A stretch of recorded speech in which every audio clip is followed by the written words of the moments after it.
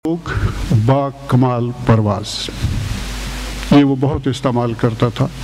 तो मैंने एक चिट के ऊपर लिख के PIA की आज की ये परवाज़ भी लाजवाब होगी और यकीनन हम बा कमाल लोगों के साथ सफ़र कर रहे हैं।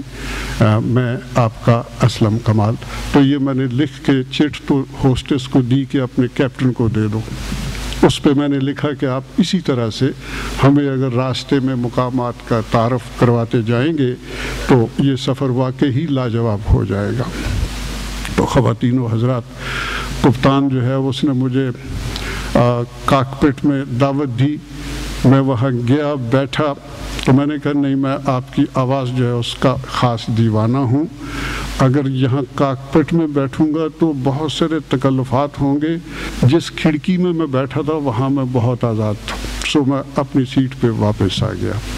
तो थोड़ी देर बाद जहाज़ के उसी कप्तान की आवाज़ गूंजी कि ख़वातीन व हज़रात, नीचे दाएं तरफ हम राका पोशी के ऊपर से गुज़र रहे हैं। तो ख़वातीन व हज़रात, हम सब ने और हमने भी देखा, यकीन जाने कि राका पोशी ये शायद तीसरी ऊंची पहाड़ है या चौथा है, बहरहाल बुलंद तरीन है। जो उसकी जो बर्फ़ की सफ़ेदी जो मैंने देखी, तो आर्टिस्ट होने के नाते से हमने स्वैन वाइट, ऐश वाइट और मिल्क वाइट और इस तरह के जितने हमने आज तक सफ़ेदियों के नाम गिने थे, वो उन सब से कोई अलग ही चीज़ थी। इतना शफाफ और इतना ऐसा कि किसी ने कहा है कि यूं आईना बदस्त मिली पर्वतों की बर्फ़, शर्मा के धूप लौट गई आफताब में।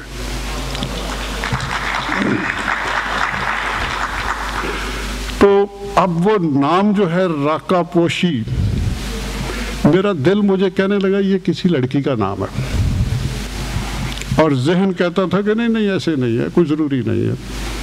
तो इस शशोपंज में राका पोशी, राका पोशी, राका पोशी, राका पोश, कौन से कोहे निदा पर तुझसे होंगे हम कलाम। राका पोशी, राका पोशी, राका पोशी, कौन सी तन्हाइयों में तेरे होंगे रूबरू। राका पोशी, राका पोशी, राका पोशी। एक अजीब कैफियत में मैं चला गया। ख़वातीन व हज़रात, अभी फिर आगे बर्फ़ज़ार था, करो करम था, लेकिन जैसे मेरे दोस्त अजमल नियाज़ी और जवाद शिराज़ी साहब, बात यह है कि इन पहाड़ों के दामन में इस किताब जो कराकोरम के बर्फ़ज़ारों में है, जो हुस्न फैला हुआ है, उसमें चूँकि इशारे बहुत सारे आ चुके हैं, लिहाजा मैं ज़िक्र करना ज़रूरी समझूंगा कि उसी नार्वे के सफ़र में मेरी वहाँ असल में तस्वीरों की नुमाइशें थी, कई नुमाइशें हुई। नॉर्वेजन गवर्नमेंट ने मुझे स्पॉन्सर किया था, तो वो जगह जगह होती रहती थी। वहाँ एक लड़का आता था जिसके कुछ बाल भीगे भीगे घुंघरियाले से थोड़े थोड़े गीले गीले जैसे होते हैं, और वो मेरे सामने आके तो फिर यकदम बदल लेता था रास्ता, कि इधर चला गया, इधर चला गया, इधर चला गया। एक दिन वो मेरे पास आ ही गया, तो उसने सलाम वगैरह की, कहा वालेकुम सलाम। उसने बताया कि वो गिलगित और स्कर्दू का रहने वाला है, और बचपन में ये जो चाय खानों में छोटे होते हैं, छोटे बच्चे जो वो चाय वाय इधर उधर लेके जाते हैं, तो रावलपिंडी, इस्लामाबाद और शायद लाहौर और गोजरावाला में वो बतौर छोटे के उसने पता नहीं कितने साल बिताए कि उसको उर्दू और पंजाबी भी आ गई थी। फिर उसको कोई उसका बना सिलसिला, तो पता नहीं कैसे, ये बहुत लंबी कहानी है, वो नॉर्वे पहुंच गया, ओस्लो पहुंच गया। وہاں اس کی خوش قسمتی کہ اس نے ویلڈنگ کا کام سیکھا اور وہ سمندر کی تہہ میں جا کے تو جہازوں کے پیندوں کو وہ ویلڈ کرتا تھا. تو مجھے اس کے وہ گیلے گیلے بال یہ وہ، میں نے کہا اچھا. میں نے کہا تمہارا نام کیا ہے؟ کہنے لگا جی میرا نام ذکی اسرار الدین. یہ میرے ناروے کے سفر نامے میں بھی بات ہے. جی آپ کچھ وقت دیں گے، میری بیوی آپ سے ملنا چاہتی ہے. میں نے کہا کیوں نہیں، آپ اس کو لے آئیں اسی نمائش میں. جی میں کل لے آؤں. میں نے کہا ہاں کل لے آنا. اگلے دن وہ لے کے آ گیا اپنی بیوی کو. مجھے افسوس ہے کہ ڈاکٹر اجمل نیازی صاحب میری کتاب پڑھ کے وہاں گئے اور انہیں وہ خواتین نہیں ملی، لیکن وہ بہت خوبصورت ایک لڑکی کے ساتھ وہ آ گیا وہاں پہ. کہنے لگا جی اس کا نام ہے بیا برت. میں نے کہا اچھا.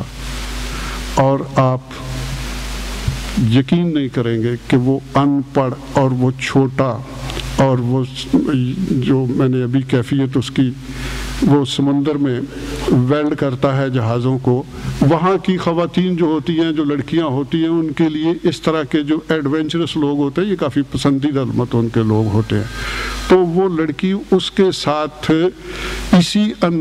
اس کے سمندر میں اترنے اور غوطہ لگانے اور یہ کرنے، اس کے اسی ایڈونچرزم سے متاثر ہو کے وہ انہوں نے باقاعدہ شادی کر لی ہوئی تھی. اب تو حیرت ہوگی آپ کو کہ یہ جو ان پڑھ ہے اور جو اس کی بیوی ہے وہ اس وقت ہسٹری آف آرٹ کی مطلب ماسٹر کر رہی تھی. اور میرے ساتھ وہ جب وہ گفتگو کرتی تھی تو واقعی پاگل کرتی تھی. اور وہ کون تھی؟ ناروے کا جو پہلا نوبل پرائز ہے فار لٹریچر، بیورنسن سیتیار نے، وہ اس کی نواسی تھی. ایک پاکستانی ان پڑھ آدمی کی بیوی. اور اس طرح سے اس کے ساتھ باتیں ہوئی. اب دلچسپ بات یہ ہے کہ میں نے اس سے پوچھا یار انو تو مسلمان کی تیسی کہ نہیں؟ کہتا جی شکر کرو میں عیسائی نہیں ہو گیا. کہ میرے پاس تو وہ زبان نہیں ہے، وہ علم نہیں ہے کہ میں اس کے دین کو، جو اس کا ریلیجن ہے، اس کو چیلنج کر کے تو کوئی اپنا اس کو میں بتا سکوں. میرے پاس تو نہیں ہے صاحب. اسی لیے تو میں نے آپ سے کہا ہے کہ آپ اس کو کوئی وقت دیا کریں، اس کو زیادہ وقت دیں. یہ سمجھتی ہے کہ پاکستان سے آئے ہوئے سارے لوگ میرے ہی جیسے ہوتے ہیں. میں اس کو بتانا چاہتا ہوں نہیں ایسے بھی ہوتے ہیں. تو میں نے کہا بھئی آ جائے کرے. اس سے اب باتیں آگے بڑھی. اب دیکھیے بڑی دلچسپ آپ کے سامنے میں ایک رکھ رہا ہوں کہ ذکی اسرار الدین اردو بولتا تھا اور پنجابی بولتا تھا میرے ساتھ. اس نے نارویجن سیکھ لی ہوئی تھی. وہ اپنی بیوی کے ساتھ نارویجن میں گفتگو کرتا تھا. انگریزی اس کو نہیں آتی تھی اور اس کی بیوی اور میرے ساتھ ڈائلاگ جو ہے وہ انگریزی میں ہم کر رہے تھے. عجیب کیفیت آپ کے سامنے کہ 3 اس کی بیوی میرے ساتھ انگریزی میں بات کرتی ہے. جو میں اس کو بتاتا ہوں وہ اپنے میاں کو نارویجن میں بتاتی ہے اور اس کا میاں پنجابی یا اردو میں مجھے بتاتا ہے کہ آپ کی مجھے بات سمجھ آ گئی ہے. اب میں نے اس کو کہا کہ تم اس کو ذکی کبھی لے کے گئے ہو؟ بلکہ میں نے اس بیا برت سے پوچھا کہ تم نے اپنا سسرال دیکھا ہے؟ خواتین و حضرات سسرال کی خوبی تو پھر وہی کوئی بیان کرے تو پھر ہے. ہم سب تو ہمارا وطن ہے، ہم تو مطلب کریں گے ہی. وہ کہنے لگی نہیں میں تو وہاں جانے سے نفرت کرتی ہوں. میں نے کہا اچھا یہ تو اب میرے وطن سے نفرت کرتی ہے. اگلے کچھ روز میں نے اس کو یہ سب بتایا کہ چونکہ میں ناروے جیسے انہوں نے کہا ہے کہ میں اس کو اوسلو کو ارد گرد کو سب کو خوب جانتا تھا، اس لیے لکھا بھی ہے. میں نے ایک ایک پہاڑ سے ادھر، اور یہ جو کچھ ہمارے ناردن ایریا میں ہے، پہاڑ، دریا، آبشاریں، جو کچھ بھی ہے، میں اس کو بتاتا تھا کہ ناروے جو ہے یہ اس کی خوبصورتی کو کبھی پہنچ ہی نہیں سکتا. وہ اس سے بہت خوبصورت ہے تمہارا سسرال، اتنا خوبصورت ہے کہ تم ایک بار جا کے دیکھو۔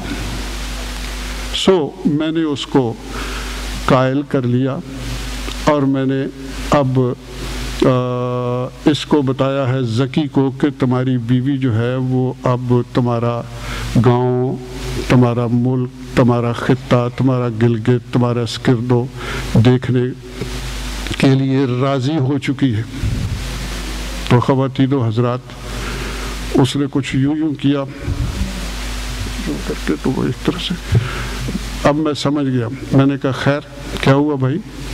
کہتا جی کوئی پتہ نہیں، کوئی ذرہ میری آنکھ وچ پی گیا ہے۔ میں نے کہا وطن کی مٹی ہوتی ہی بڑی ضدی ہے، اس کے ذرے غریب الوطنوں کے تعاقب میں رہتے ہیں اور موقع ملے تو آنکھ میں گھس جاتے ہیں۔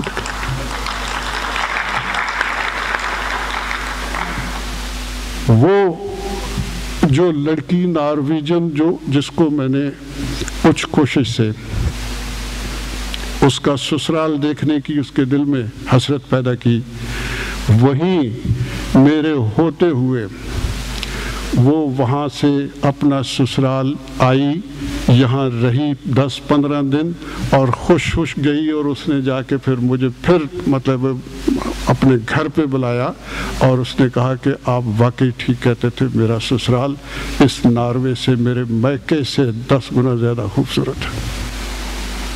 تو خواتین و حضرات، بات یہ ہے کہ وہ جو ہوا باز تھا جس کو میں نے لکھا تھا کہ میں تمہارے جہاز، میں نہیں، میں تو آپ باکمال لوگ ہیں، تعارف کرواتے جائیے، وہ تو ہمیں آگے چائنا لے گیا۔ لیکن یہ جواد شیرازی صاحب کی کتاب پڑھ کے مجھے یہ لگا کہ میرا اس ہوا باز سے رابطہ ہے، اور اس نے یہ قراقرم کے برفزاروں سے جو کتاب لکھی ہے، میں اب بھی اس کے جہاز میں بیٹھا ہوں اور وہ مجھے سیر کروا رہا ہے۔ اور یہ کتاب جو ہے یہ اس قدر خوبصورت کتاب ہے کہ اس کو میں پڑھ رہا ہوں، لیکن بہت آہستہ آہستہ، اس طرح کہ مجھے یہ ڈر لگا رہتا ہے جو مجھے اچھی کتاب مل جائے کہ یہ کہیں جلدی ختم نہ ہو جائے، اس لیے کہ اچھی کتاب دستیاب نہیں ہے۔ دستیاب اس لیے نہیں ہے کہ اچھی کتاب لکھی نہیں جا رہی، اور یہ کتاب بہت اچھی کتاب ہے، یہ واقعی نایاب کتاب ہے، اور جو اچھی کتابیں ہیں ان میں اس کو شامل ہونا چاہیے۔ شکریہ۔ اپنا پروگرام آگے بڑھاتے ہیں۔ اب میں آج کی کتاب قراقرم کے برفزاروں سے کے مصنف واجد شیرازی صاحب کو دعوت دیتی ہوں کہ وہ آئیں اور اپنی کتاب کے حوالے سے اپنے خیالات کا اظہار کریں۔ جناب واجد شیرازی صاحب۔